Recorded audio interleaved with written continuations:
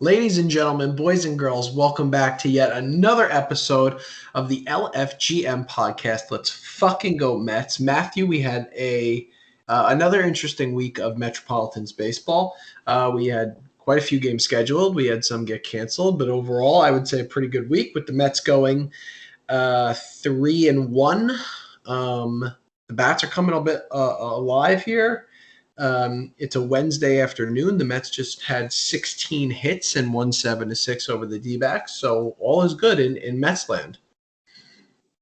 Yeah, we're looking good. We're still just somehow pulling it together, and now we're slowly getting some key guys back, which is kind of nice. So the Mets are 27-21 overall. They are 6 games above 500 as they head into I think it's a 4-game set with the San Diego Padres in San Diego. So that's a tough series. San Diego, obviously one of the better teams in baseball, and they have one of the most electrifying players in baseball in Fernando Tatis Jr. So you got to be happy with being 4 games up in the NL East right now when you go into a set against one of the best teams in baseball. Yeah, I thought this one was like big too because the Diamondbacks aren't good. I felt like we kind of squandered that second game a little bit with everything that happened and kind of gave it away and had some bad luck at the end. But that's why I thought this was important, like to get this win because we don't know really. It'll be interesting. I'm actually looking forward to the series against the Padres, but it's like, it'll be interesting to see how we play. And, we got some random ass guys still in there still. That's what I was going to say. It's like part of me wants to view this as like a litmus test to see like where we actually are, like in comparison to a pretty damn good team. At the same time, it's like, well, Mason Williams and Billy McKinney are still getting, a lot of playing time here. And Jonathan VR just left today with a tight hamstring. So, yeah, it's interesting you get guys like Lugo and DeGrom and Walker and Alonso and Pilar back, but you're losing VR and definitely not 100% healthy either. So let's start with the starting pitching today. DeGrom and Walker had pretty good starts this week. I mean, DeGrom was absolutely lights out. My friend was texting me. He was like, I would bet money on him pitching a no-hitter. I mean, he was throwing consistently 101, popping the glove. I think it's going to be interesting to see how many starts they baby him because it was only 6 innings, I think 70 pitches. And Taijuan Walker, welcome back. I mean, he's been a revelation, and it's been nice to have some consistently good starting pitching. Yeah, with the DeGrom game, I thought the same thing. Like, that's the only thing that kept me up with these 9:40 Eastern starts. It's like, I will stay up because I think I might be seeing something here. Mm-hmm. And then as soon as he gave up the hit, I was like, all right, I could probably go to bed in a little bit. And he had an RBI himself again, which is just absolutely insane. He's hitting like 440. So, dude, he does everything well. Yeah, so I mean, like, I think they were gonna with DeGrom too. I think they were gonna like put him out there one more inning if they had a quick inning, but they had a long inning where they scored a bunch of runs. Right. So I was like, I was fine with it. So and I understood it, and we kind of pulled away during that inning. So it was like okay. Definitely. But if the score had stayed the same, I think we would have saw him out there, which was probably the right move too. So, and also like we gotta make sure. Really, we don't want any of these guys to go back on the IL. Him, Walker, we really, once we get healthy, we can't have these guys go back, and it's a back and forth because that'll really reset this team. Is we can tread water in May and even in June, honestly, with the guys that we have. But we don't want this happening in July and August when we're like trying to make a push and break away from the pack. We don't really need that to happen. But and Walker too looks so good.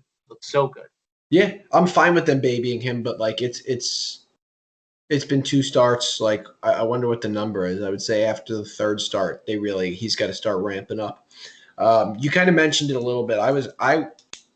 We had the Diamondbacks announcer making ridiculous comments about Stroman's attire. We had Stroman yapping at Arizona Diamondback players for no reason. And for a team that's been dead for 3 weeks, I don't know why you're yapping at them.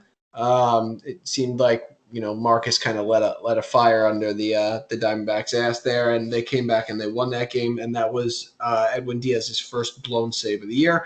Although kind of hard to blame that one on Edwin. Even Trevor May in relief. I know he's had a bit of a rough go of it here, but I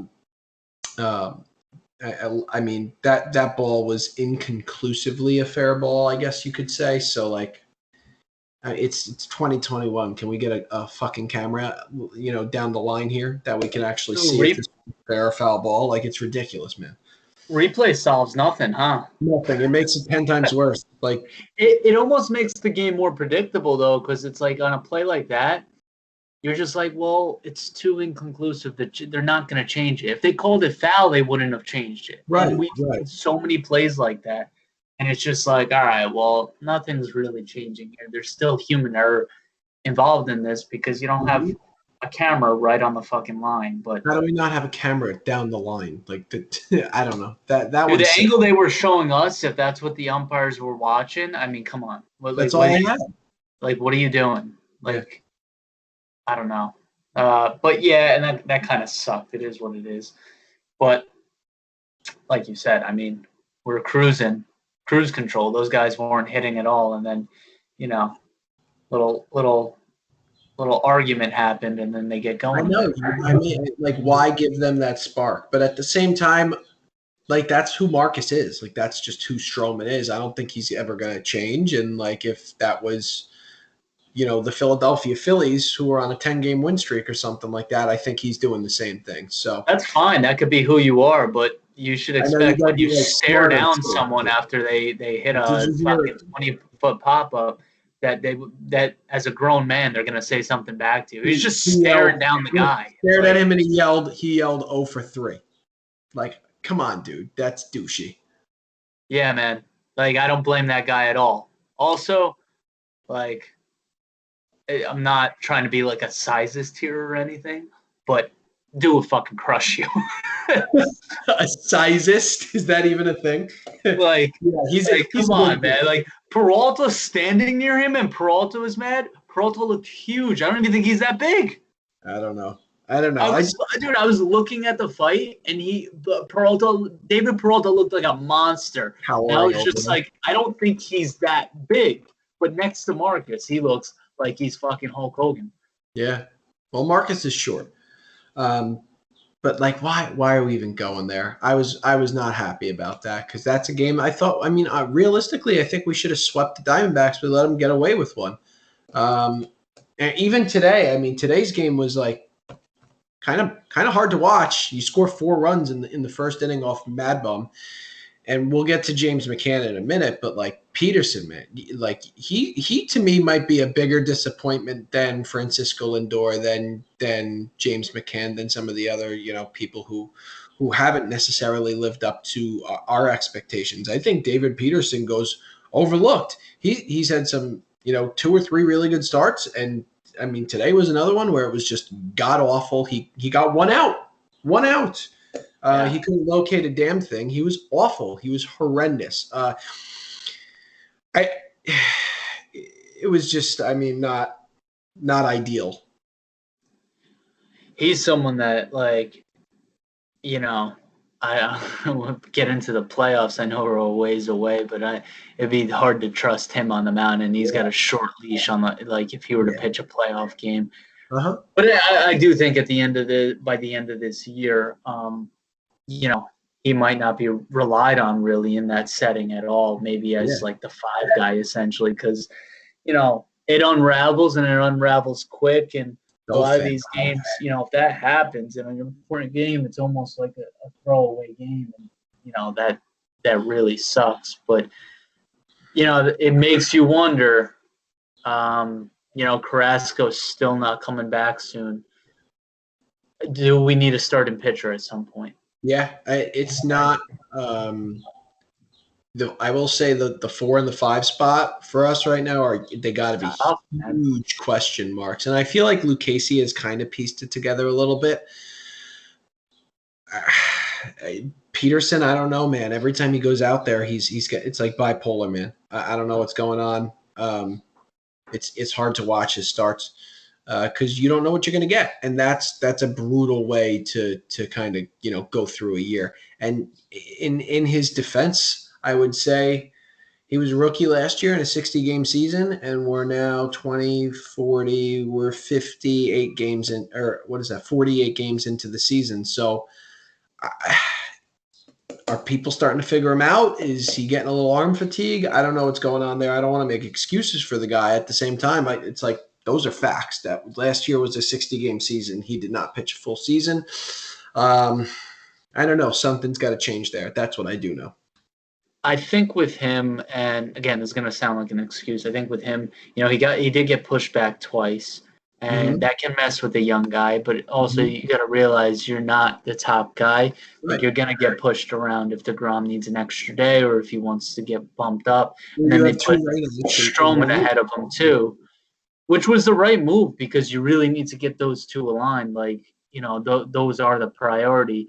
Absolutely. And I don't think he handled that well, obviously, but I think like almost struggles a little bit with any kind of change or whatever. Yeah, that's because we've seen stuff like that before, and it's I think it's something we got to keep a closer eye on. Obviously the right move is to bump DeGrom and to pitch him in that spot. I think it's something hopefully there's not 2 more rainouts in a week. We have so many games we got to make up. But it's definitely something to keep an eye on with him. He's been all over the place. Hey, dude, it's down to it's tough because it could be a week or 2 from now. We might be talking about specific starters that are out there on the market. That's all probably the Mets are really waiting for is 1 or 2 teams to start putting feelers out there like, hey, we got some starting pitching available. Yeah. You can't really have these two going back to back like this with Lucchesi. We're in the 5. They're huge question marks. And like you said, Carrasco got pushed back. It looks like what are we going to get at Syndergaard? Anything would be,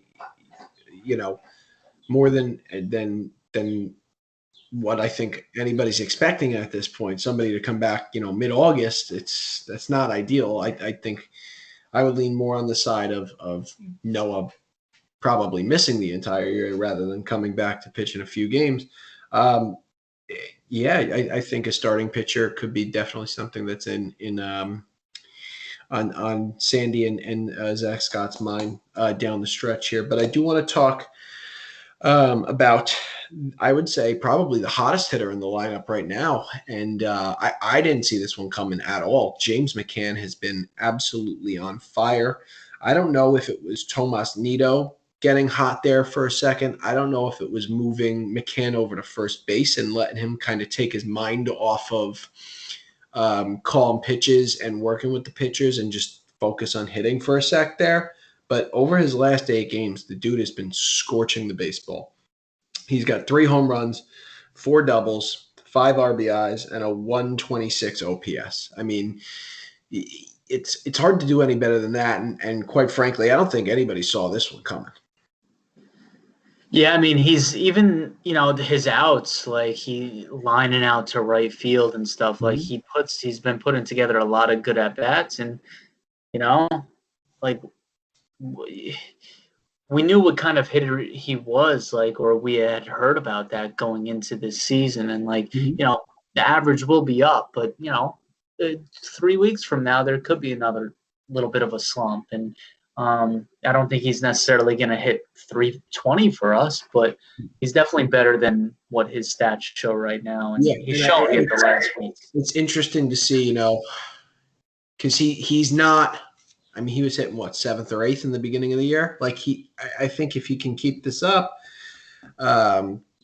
start working his way back up the lineup a little bit, and provide some protection because we do. He's a right-handed hitter. We have maybe now, but he is when we have our full lineup, he's 7-8. That's what he is. Try But to break yeah, it would be, records. it'd be nice now if he could get hot and help out a little bit, and seen Lindor a little bit better, and he had a good game today. But God, you just hope continue to get 2-3 hits a game, not just go 0 for 4 the next day. Yeah. Even when he had the triple last night, I think he was still 1 for 5. Yeah. So I think he really needs to have like a 3-hit game to really bust out of it and feel like himself. I think he's right around the corner. I got some more stats for you because I think these are the three that who have really been struggling for us. I would say Lindor, McCann, and Dom Smith. Dom Smith looks like a different person this year from what we've seen in the past. And this is since May 28th. Those three are 22 of 47. That's a 468 average. With a 479 on base percentage. So they're not taking walks. 479 to 468 batting average to a 479 OBP. That's not a huge difference there. But 22 of 47, they're ripping the ball. We saw Dom Smith hit a home run the other night. McCann, as we talked about, has been on fire. And I just referenced Lindor had the triple. It feels like, and granted, some of this is in a 13-2 win over the Braves, which felt fucking amazing. But it does feel like some of these guys are starting to break out a little bit. It feels like, some things are starting to come together here for us. So I don't know. Yeah, that game against the Braves was very, very satisfying to watch, just because you want to see these guys beat up on subpar pitching and continue to do it, and then just rack up the hits, rack up the RBIs. Let's boost these stats up a little bit because it is pretty ugly. But you gotta think some of these guys are gonna really start to break through, and it would be a hell of a series to start right now and do that. Yeah. To get hot going into San Diego would be awesome. Did you see my guy Miguel Castro with the slider of the year right now? Yeah, that was good. He caught Yeah, that was nasty. today. That was a nasty pitch. I was confused by Marte. Just looked at him like he was almost angry at him. I was like, dude, you swung at it. Maybe you look stupid. I guess that's probably what it was. Damn, man. Weird watching on YouTube today, but they put up a graphic that I remember that the Mets have the 9th best bullpen ERA in all of baseball. So to get a guy like Seth Lugo back too, who we saw pitch 2 innings today, only going to bolster that bullpen moving forward. And I think that the 9th best ERA could drop even further to maybe 5th best.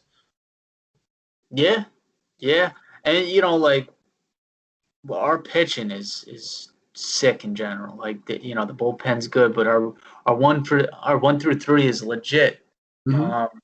I trust all of those guys, and I could expect all of them to continue pitching that way, or even better, lowering the ERAs and continuing to work like that. Well, I think it's hard to say DeGrom's going to do much better, right? He's kind of at he's. But I do get your point with Stroman. I think there is definitely some room for improvement. And keeping the ball down, the sinker down in the zone, and him and Walker both, I think, controlling the walks would be something that if you're going to be nitpicky and you want to get better as the season progresses, those would be my big points there. Yeah, no, and I'd say that too. And that's something to look forward to and watch. And look, man, we saw, if we do get some of these guys that continue to get even better, right? And then we would have won last night's game. We would have, we would end up sweeping the D-backs, right? Yeah, but and these are the games that are going to matter down the stretch when you're fighting for a playoff spot. Yeah, no, absolutely. And we got a little bit of a test in front of us, but I think honestly, I want to see us do well, but I'm not going to think much of it, to be honest. And this might be bad to say. I'm not going to think much if we get swept. No, me either, because it's not I kind of mentioned this before. It's just not it's not a fair litmus test for this team right now. Like it's the bench mob, right? Like Jose Peraza is still going to be starting at second base, not Jeff McNeil. Michael Conforto's not back. Brandon Nimmo's not back. Even someone like Luis Guillorme is still not back. Who I think he sounds like he's maybe a week away. He sounds like he's probably the closest out of all those guys. But yeah, this is not the same team that we saw start the season. They're going to have to scratch out some runs out west, and they're going to have to rely heavily on their starting pitching and for the bullpen to continue to be the bullpen that we've seen all year. Yeah, these guys, I mean, got to give credit to like our scouting department, for our pro scouting department, where picking guys up like Peraza and, you know, all these other guys that are just like doing work, VR, Pilar, all of them, right? Yeah. And then, you know, our minor leaguers that aren't the prospects, you know what I mean? Like the guys like Billy McKinney, all and like other guys that are just like not meant to really get any playing time this year at all. They've been really, really ready. And like, you know, might not look the prettiest. You know, you might even like get some like minimal hitting from them, but they put the ball in play, they make contact, they make the pitcher work, right? And they'll get the occasional hit and they'll move runners over, and then they field their asses off. And it's like, well, that, you know, we're doing something right in the minor leagues then. We're not just like worried about our top 10 prospect list and like screw the rest. Because like this wouldn't have happened in years past. It just wouldn't. I totally agree. And it goes when you put a little bit more money into prospects like that, it goes to show you that it can really pay off. It's playing baseball like that when you're moving guys over. It's entertaining, it's fun, and it's contagious, right? Like the other players in the lineup feel it. Like there was like Pete today. He had I think he had the game-winning hit, if I'm not mistaken, right? But with 2 strikes, and he didn't like the second strike that was called against him. But I mean, we've seen Pete strike out in those situations before, and he shortens up. He has a 2-strike approach, and he hits a soft ground ball through the third base shortstop hole. So you can kind of feel it like almost like seeping into the rest of the organization that, you know, go up there and make contact. Don't strike out. We had 16 freaking hits today. That's a lot. Yeah. That's a lot of hits. Yeah. They're working the count. They're taking the pitches that are given to them. They're putting the ball in play, like you had mentioned. So it's a really, I don't know, it's a fun brand of baseball, but at the same time, like I would like to see, you know, a healthy Mets team playing this brand of baseball, right? And that's when I think we're going to see the team really take off. So I feel like this is a good transition into all the roster moves that have been made over the last few days. So I'm going to go off here for a second. Sean Reed-Foley, Khalil Lee, Patty M, and Yency Diaz were all optioned back to Syracuse, right? Which sucks for them, but it also means that we're getting healthier because we got guys like Pilar, Alonso, Walker, and Lugo back, okay? And then we had 3 players who got DFA'd. I think probably they all have a decent shot of clearing through waivers, but we'll see. Sam McWilliams was DFA'd. Cameron Maben was DFA'd, and Wilfredo Tovar was DFA'd. So we'll see if anybody puts a claim on those guys. I can't see anyone putting a claim on Cameron Maben after what he did. Wilfredo Tovar, again, I don't really see that one happening. I think if anyone's going to get claimed, it might be Sam McWilliams, just because he's got a live arm and a team who potentially might need bullpen help. Yeah, I don't love him being out there. Nah, me either. But you know, yeah, I feel like they had to do it with. Yeah, no, they probably had no choice. With somebody like that. No one's gonna claim Maven, but like he might just elect free agency. It's true. It's possible. And then 2 more here. We signed a pitcher, Jose Chacin, no relation to Julius. And then we claimed a player who actually got in today with the Mets. He pinch hit today. A lefty, big guy, Travis Blankenhorn. We claimed off of the DFA wire, the waiver wire. Yeah, I saw him. I didn't know we did that until I saw him on there. Mm-hmm. I have no idea who he is. Don't think he's going to be around very long. I think it's just taking a roster spot so we don't have to call somebody else up, and then DFA that person at that point. It'll just be claiming him to DFA him. So He's which got an sucks. aggressive swing. Yeah, he really steps into the ball. He was swinging at sliders that were 3 feet out. Yeah. Swinging at balls that were in the right-hand batter's box. He was going for it. A lot of roster moves. I mean, you can tell that guy, if these types of roster moves are happening, guys are getting healthier, and they're right around the corner to coming back and or are back already, which is a great sign. Yeah, I mean, if you could, let's play this game. If you could have one guy right now, tomorrow, who would you pick?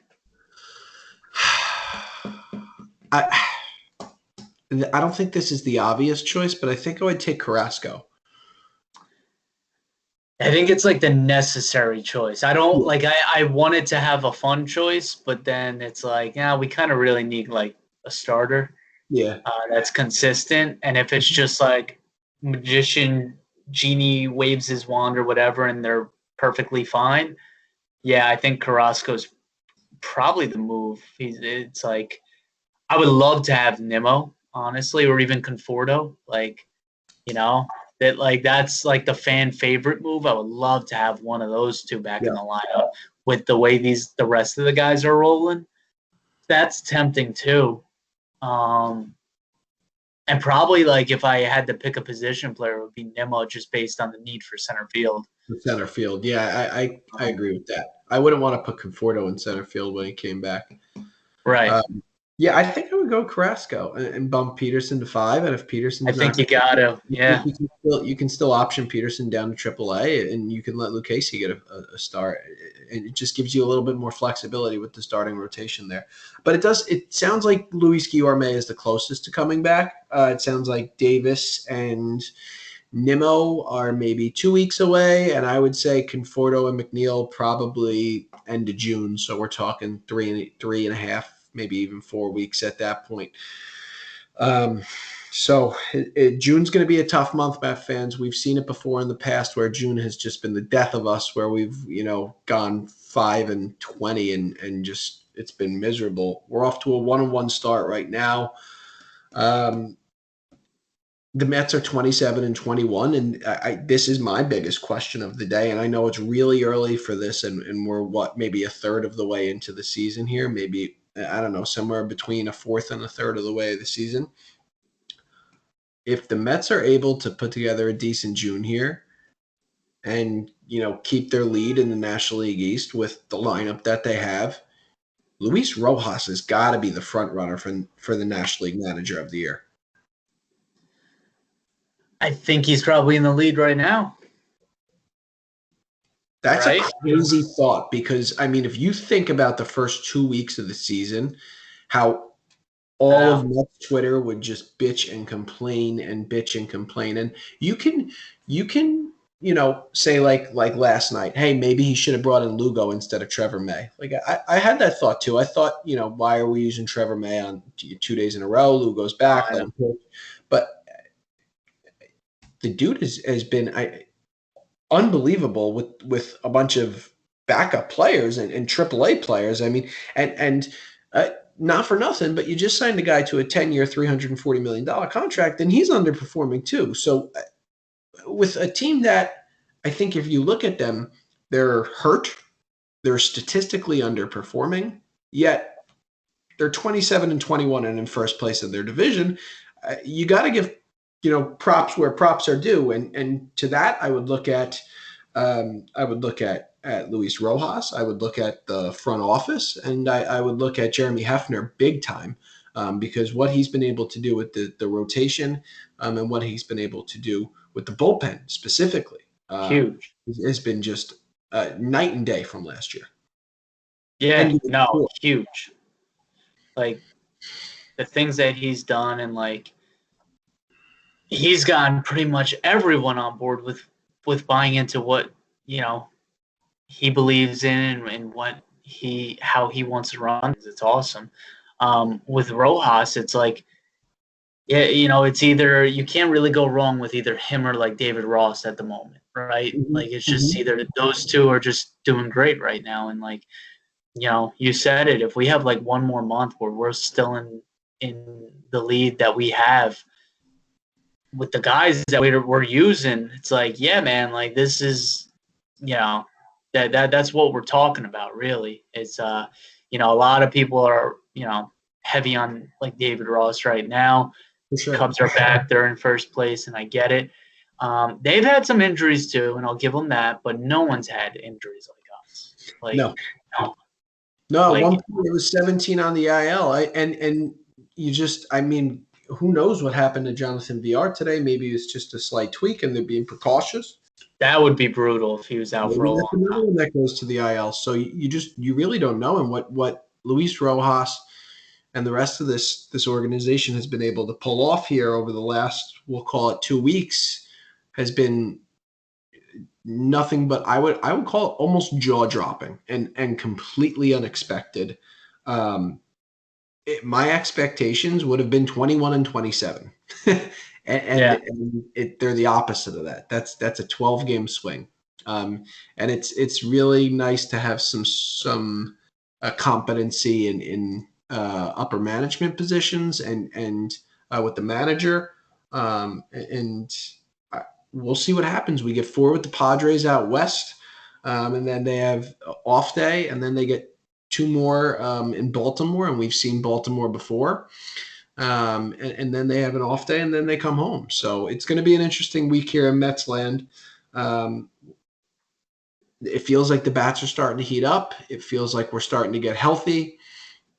I'm excited to see some of these starting pitching matchups out in San Diego too, with the probables. So it should be a fun weekend. I just hope they can continue to scratch out runs the way that they've been doing and kind of claw their way back into games, and keep things close. You're not going to get the 13-2s every night. Games are going to be more, 3-2, 5-4 in that area like that.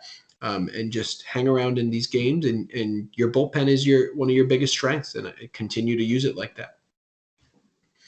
yeah. No, you said it. I mean, like keep riding the pitching that we do have, and God, it's just like even if you give us one guy every 2 weeks, it seems like a big deal now, right? Like even like getting Pilar back was like Yeah, huge, and like him coming back. I can't believe he came back so early. First of all, crazy. our first guy who hit his face onto the wall hasn't been back yet. Like I can't believe he's back, and then like on top of that, he's getting hits and stuff, and that's awesome to see. And he's pretty much like kind of become like our heart and soul a little bit of how this team is. Yeah, Where it's like next man up. for sure, for sure. Warrior, he has that warrior type mentality. To get hit in the face like that and to want to play the next day is absolutely insane. To come back as fast as he did and to wear the mask out in the field, which does nothing for you. Let's be honest. He's Like what is gonna happen if he dives and hits his face? nothing. It's just gonna But it's crunch his face.